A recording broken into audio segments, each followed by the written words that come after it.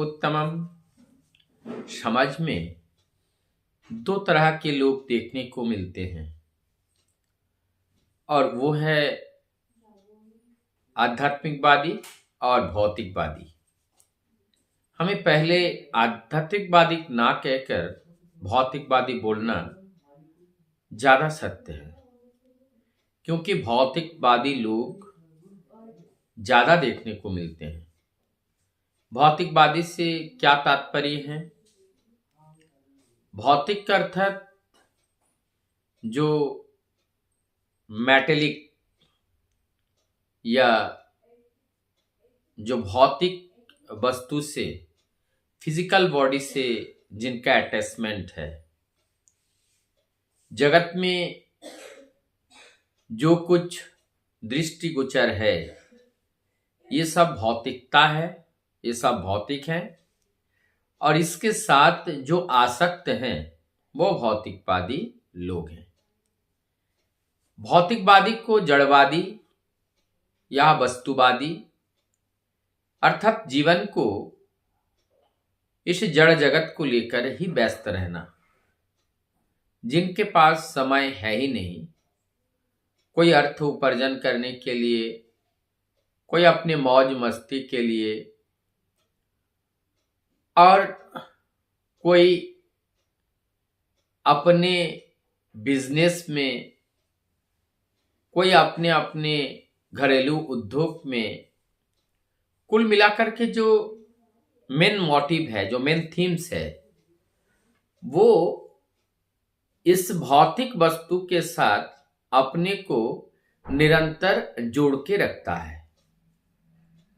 और ऐसे जोड़ के रहने से वो अर्थ उपार्जन भी करते हैं, जिनका अर्थ उपार्जन करना है अर्थ उपार्जन भी करते हैं। और आध्यात्मिकवादी लोग जो हैं उनका दृष्टि अर्थ पे उतना नहीं रहता है, भौतिकता पे उतना नहीं रहता है। उनका चिंतन उनके मूल पे रहते हैं। मूल का अर्थ है कि स्कूल जाते हैं और जाने के बाद देखते हैं जो लोग यहाँ पढ़ाते हैं वो अपने ज्ञान को बच्चों में बांटकर, जैसे एक दिया दूसरे दिया से जलाकर वो प्रकाशित करते हैं, ठीक उसी प्रकार से गुरुओं के ज्ञान छात्र में प्रवेश करता है और छात्र उसी ज्ञान से प्रकाशित होकर वो खुद अपने आनंदमय जीवन के साथ साथ सबको आनंद से भर देते हैं। तो यहाँ पर ये जो आध्यात्मिकवादी हैं, आध्यात्मिक का अर्थ हमने पहले भी डिस्कस किए हैं। जो आदि तत्व हैं, जो आदि तत्व हैं, आदि तत्व क्या है? जो अस्तित्व है, इस सृजन प्रगति का जो कर्णधार है, जो मूल है, जो आधार है, जिससे सृष्टि की उत्पन्न हुई है, अर्थात ब्रह्म तत्व रूपी जो सत्य है वही सत्य ही इस सृष्टि के आधार है।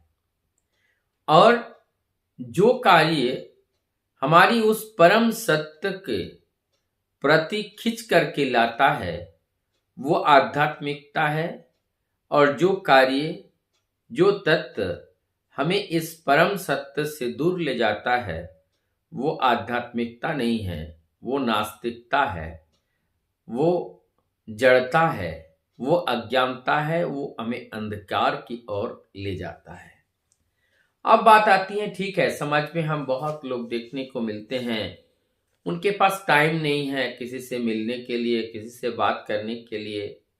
निरंतर वो काम में कार्यरत रहते हैं और अपना प्रॉपर्टी, अपना गाड़ी बाड़ी निरंतर वो बढ़ाते रहते हैं। और एक व्यक्ति हैं जिनका लक्ष्य है आत्म उन्नयन और दायित्व परायण जीवन बिताना, जिससे वो अपने कार्य के अंदर सबको ख्याल रखते हुए वो आगे चलता है। तो यहाँ पर इस दो व्यक्ति के जीवन में क्या अंतर देखने को मिलता है।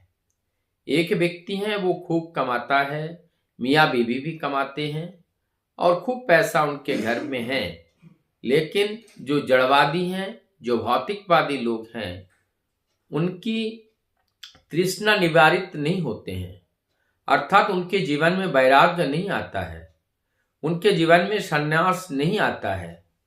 उनके जीवन में काम, क्रोध, लोभ, माया, मोह, मत्सर्य आदि से उन्हें घेर लेती हैं और फिर ऐसे करते करते वो मक्खी की तरह, जैसे मधु के रस में बैठ करके मक्खी उस रस को पान करते करते इतना पी जाते हैं कि वहीं पर वो मर जाते हैं।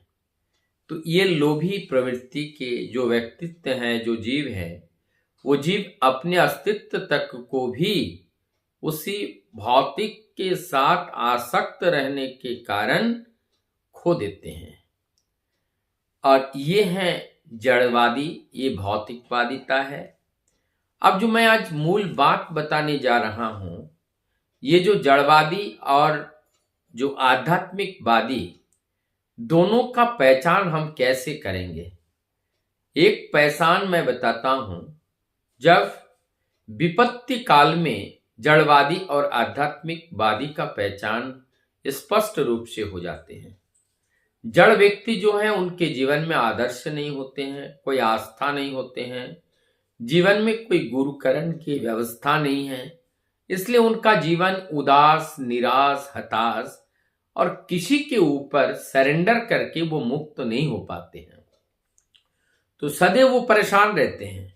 लेकिन जिनके जीवन में आदर्श हैं, जिनके जीवन में गुरु हैं, आचार्य हैं, वो क्या करते हैं, वो आचार्य से जो लिविंग आइडियल है, जो जीवंत आचार्य है, उनसे बात करते हैं, अपने समस्या को सब उनको निवेदन करते हैं, फिर प्रभु इच्छा, जो उनकी इच्छा है वो हमें बताते हैं, निर्देश बताते हैं, उनको हम पालन करते हैं, एक मूर्ख की तरह, एक बच्चे की तरह।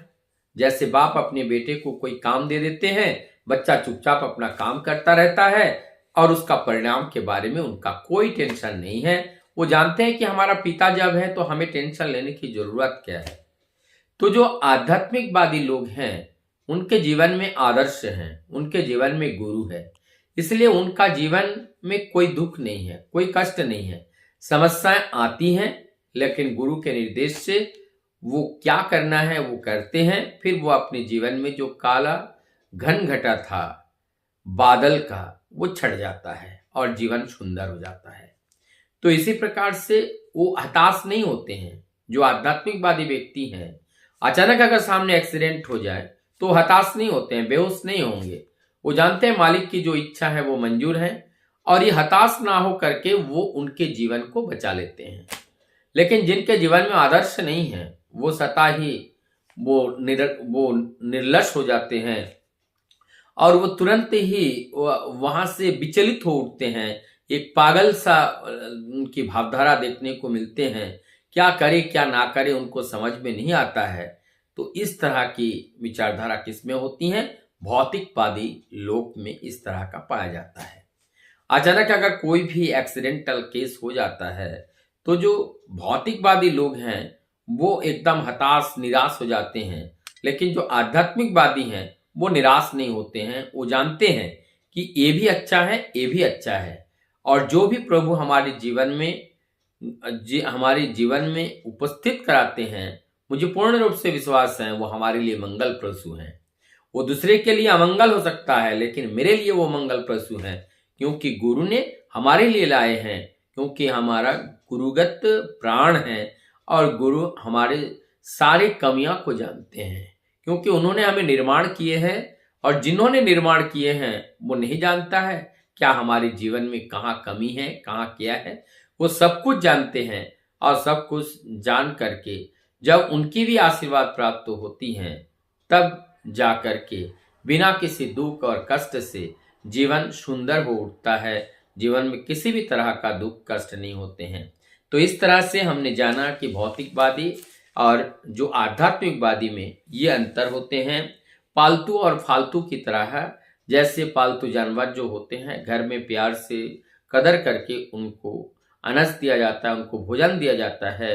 लेकिन जो फालतू होते हैं वो रोडों पे सड़कों पे घूमते हैं, कभी उन्हें डंडा मिलता है, कभी उन्हें अलग अलग तरह का गिफ्ट मिलते हैं जो उनके जीवन के लिए उतना ज़्यादा आवश्यक नहीं है।